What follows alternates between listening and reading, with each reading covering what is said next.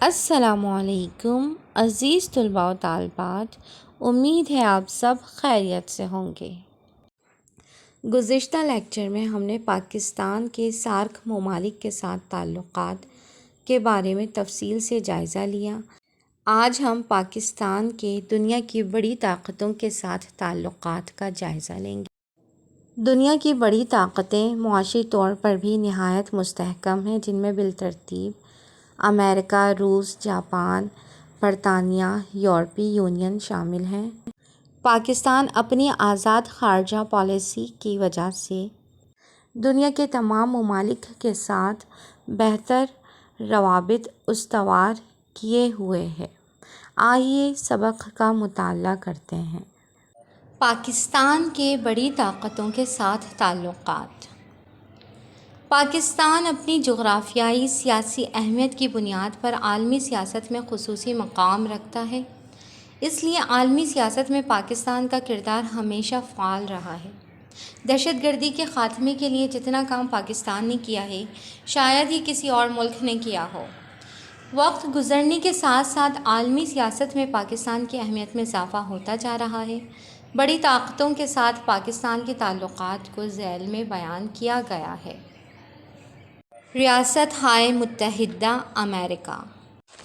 امریکہ یعنی United status of America 50 ریاستوں پر مشتمل ہے۔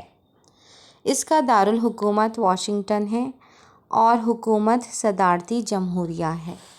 امریکہ کے موجودہ صدر کا نام جو بائیڈن ہے۔ پاکستان اور امریکہ کے تعلقات کی بنیاد قومی سلامتی اور قومی مفادات کا تحفظ ہے، یعنی اپنے وطن کی سلامتی اور اپنے وطن کے مفادات کے لیے۔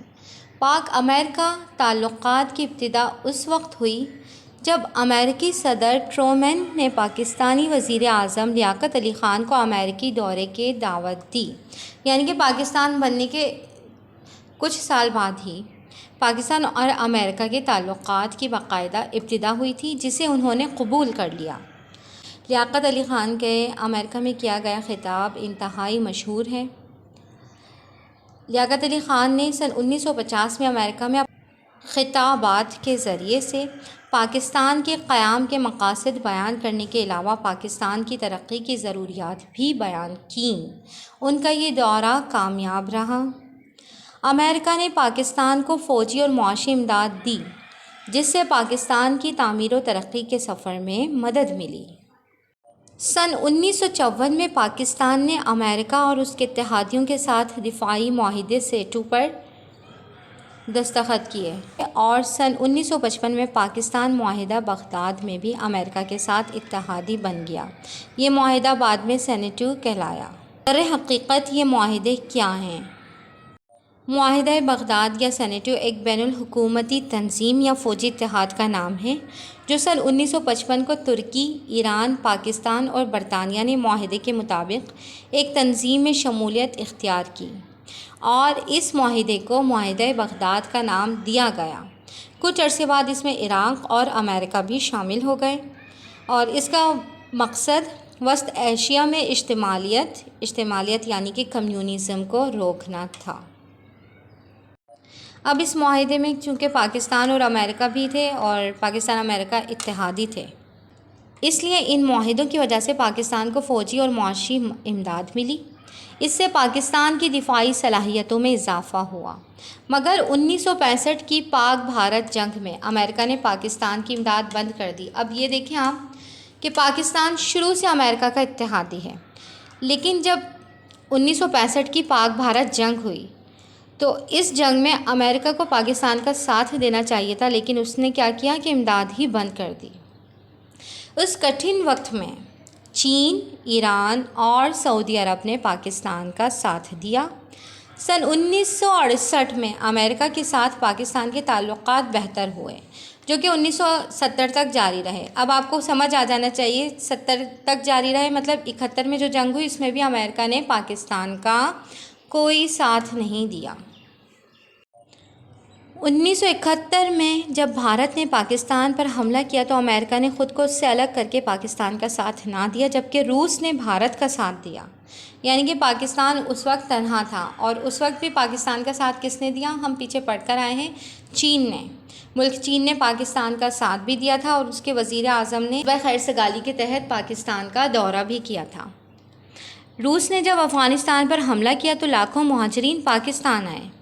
اس وقت پر امریکہ اور مغربی طاقتوں نے پاکستان کے ساتھ مل کر افغان عوام کی مدد کی، اور روس کو افغانستان سے واپس جانا پڑا، جس کے بعد روس کی جو سوویت یونین تھی وہ ختم ہو گئی تھی۔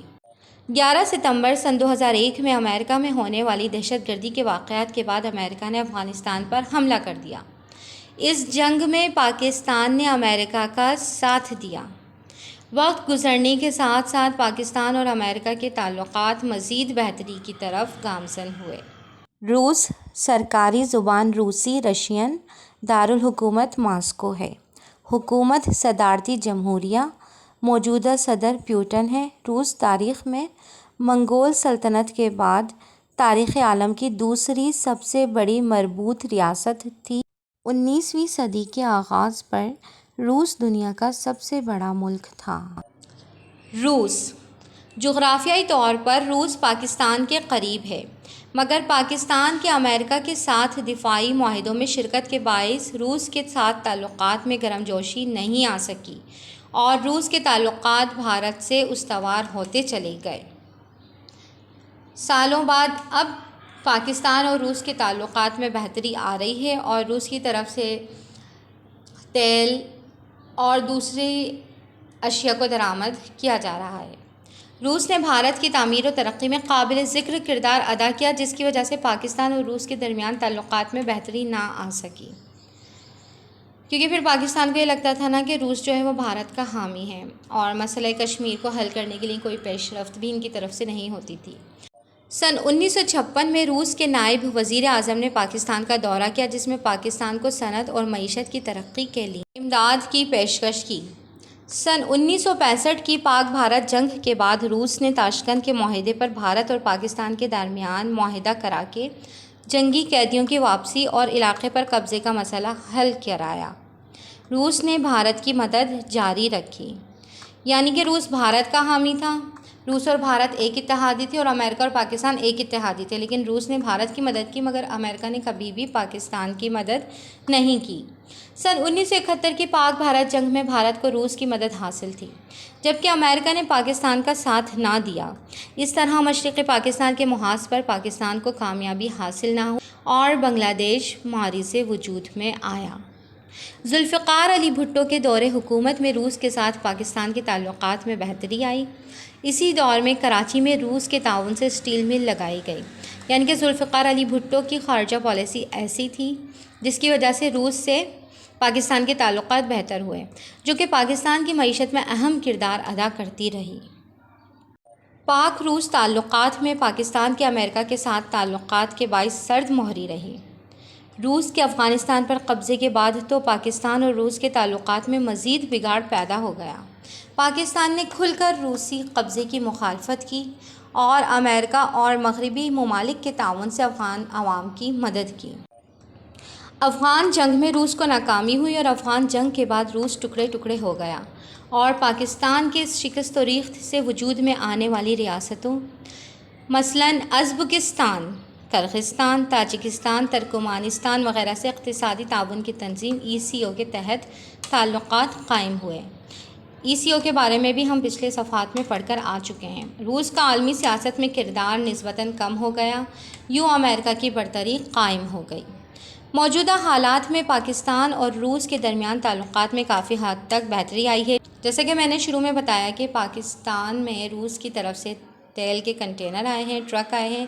اس کے علاوہ گیس کی بحالی کے لیے بھی معاملات پر بات چیت جاری ہے۔ پاک روس مشترکہ فوجی مشقیں اچھے تعلقات کی نئی امید پیدا کر رہی ہیں۔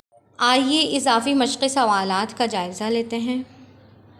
پاکستان اور امریکہ کے تعلقات پر مختصراً نوٹ لکھیں، تو آپ کو یہ پورا ٹاپک یاد ہونا چاہیے۔ سبق نمبر 6 یا چیپٹر نمبر 6 کے زیادہ تر ٹاپک نوٹ کی صورت میں پیپر میں آتے ہیں۔ روس پاکستان اور روس کے تعلقات پہ مختصراً نوٹ لکھیں تو یہ بھی آپ کو روس ٹاپک اچھی طرح سے یاد ہونا چاہیے۔ لیاقت علی خان نے امریکہ کا دورہ کس سن میں کیا تھا؟ سن 1950 میں کیا تھا۔ پاکستان اور امریکہ نے معاہدہ سیٹو پر دستخط کس سن میں کیے تھے؟ سن 1954 میں یہ دستخط کیے تھے، اور سن 1955 میں معاہدہ بغداد میں بھی امریکہ کے ساتھ پاکستان اتحادی بن گیا تھا۔ کل نئے لیکچر کے ساتھ دوبارہ حاضر ہوں گے، جب تک کے لیے اللہ حافظ۔